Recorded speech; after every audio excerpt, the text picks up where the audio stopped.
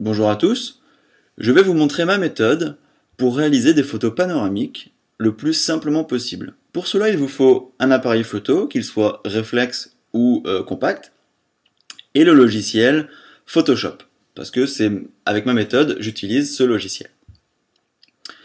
Pour réaliser un panorama, il vous faut bien évidemment prendre plusieurs photos d'une même scène en réalisant un balayage d'un paysage par exemple, donc en restant appuyé sur le déclencheur. Pour cela, vous devez vous mettre en mode rafale, c'est le mieux je dirais, et avant d'appuyer sur le déclencheur et de balayer votre scène, il faut respecter quelques critères, comme par exemple je vous conseille une ouverture 5.6, 6.3, qui est l'ouverture généralement dans les meilleures conditions de votre objectif, afin de limiter le vignettage et avoir un meilleur piqué. Je vous conseille également de vérifier votre vitesse de déclenchement, afin qu'elle ne soit pas trop longue, et lorsque vous allez réaliser votre balayage, avoir des photos floues.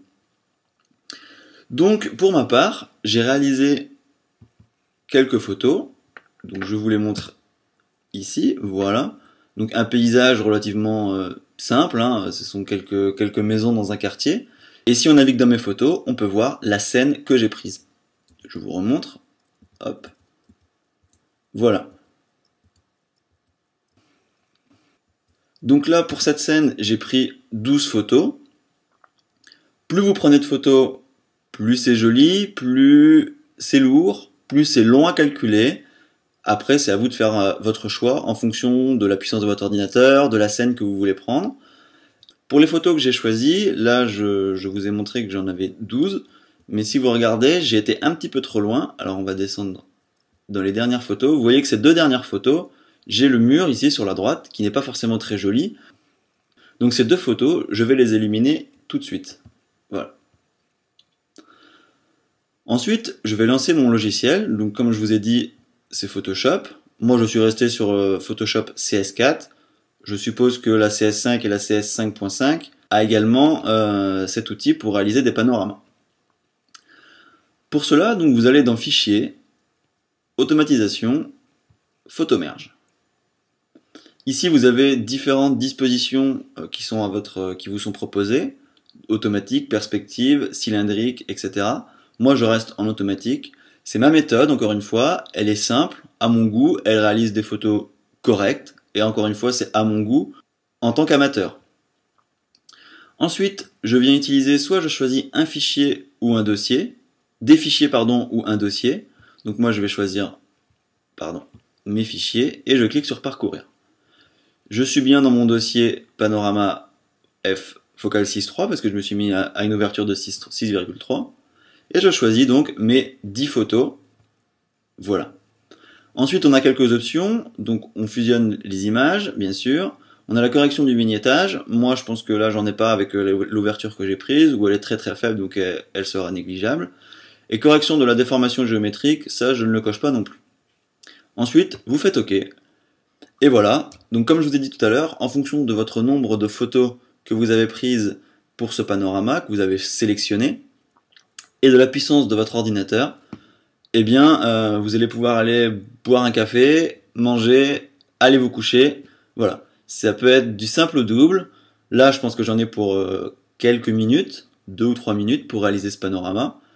Et le logiciel Photoshop fait absolument tout à lui tout seul. Il se débrouille, il traite les photos, il choisit quelle partie de la photo il va utiliser pour tel ou tel endroit de la photo panoramique finale. Voilà, c'est lui qui fait tout, moi je laisse faire, c'est aussi simple que ça. Voilà, donc ici on se retrouve avec la photo qui est terminée, qui a été assemblée. Comme vous pouvez le voir ici, hop, si je peux vous montrer, voilà. Ici, Photoshop s'est débrouillé pour garder telle ou telle partie de l'image en appliquant ici un masque. Et la photo est donc celle-ci, hop là, excusez-moi. Voilà pour ce panorama, donc je trouve que c'est plutôt sympathique. Donc après, vous avez plusieurs options qui s'offrent à vous. Donc ici, la photo n'est pas tout à fait terminée parce que vous avez les bords ici qui ne sont pas bien découpés. Donc pour cela, pour terminer votre photo, soit vous restez dans Photoshop, qui est votre logiciel de retouche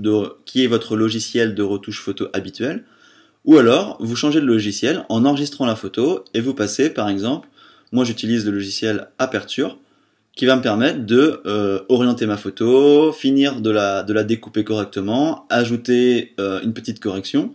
C'est ce qu'on va faire ensemble. Donc je l'enregistre et on se retrouve dans Aperture. Voilà qui est fait. Donc dans un premier temps, ce que je vous conseille de faire, c'est de régler un petit peu l'orientation de votre photo, si elle est un petit peu de travers.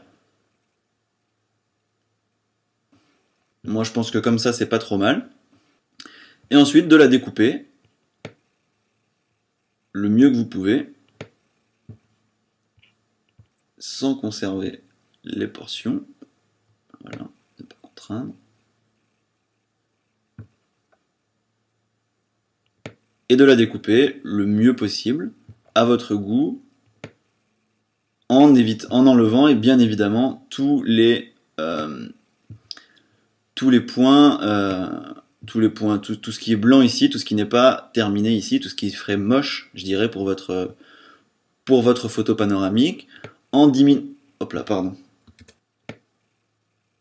ici ou non, par exemple, si je veux plus ou moins de ciel, si je veux que ma photo soit plus ou moins panoramique. Donc là, je vais garder un petit peu les nuages qui sont à droite et avoir un petit peu de ciel bleu, comme ceci, je pense que c'est pas mal. J'appuie sur Entrée. Et voilà ma photo panoramique qui est terminée, qui me plaît. Et ensuite, je peux venir réaliser quelques retouches photos. Donc ça, c'est à votre guise. Par exemple, voilà, pour redonner un petit peu de couleur, augmenter un petit peu l'éclat. Hop, pas trop, pour pas avoir des couleurs un peu trop bizarres. Voilà, moi la photo, je vais la laisser comme ça. Je vais vous laisser sur ces explications. Donc encore une fois, c'est ma méthode avec les logiciels que j'utilise. La photo, c'est sûr que c'est loin d'être une photo qui va être imprimable dans un musée ou autre, parce que j'ai certainement pas utilisé les bons réglages. Mais encore une fois, pour mon niveau, qui est un niveau amateur, je la trouve vraiment très bien et c'est très pratique et très facile à faire, comme vous avez pu le constater. J'ai rien d'autre à ajouter. Si vous avez des questions, n'hésitez pas à réagir dans les commentaires sur le blog. Et je vous dis à très bientôt.